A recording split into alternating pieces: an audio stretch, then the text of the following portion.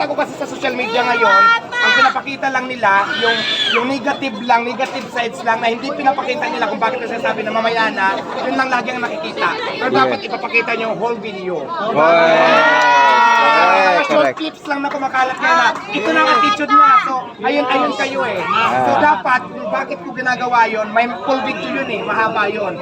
Pinapakita nyo kasi ngayon, negative sides lang. So, wala naman ako pagkalam, gusto lang linawin lahat na hindi totoo yung nangingi ako ng 1.5. Hindi totoo na namimili ako ng vlogger. Hindi naman din tayo umaasa sa hingi kasi nakilala nyo ako bilang masipag na nagsumayo talaga ako sa sariling paa.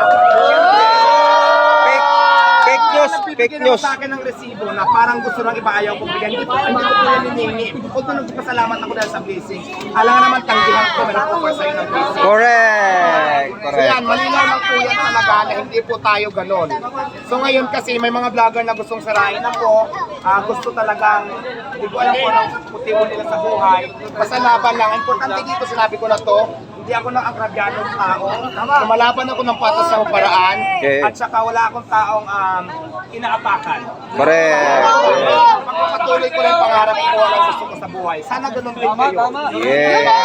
Correct. Ayun lang, maraming salamat.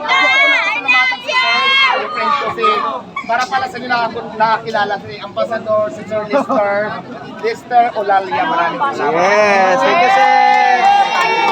Kayo po mga vloggers.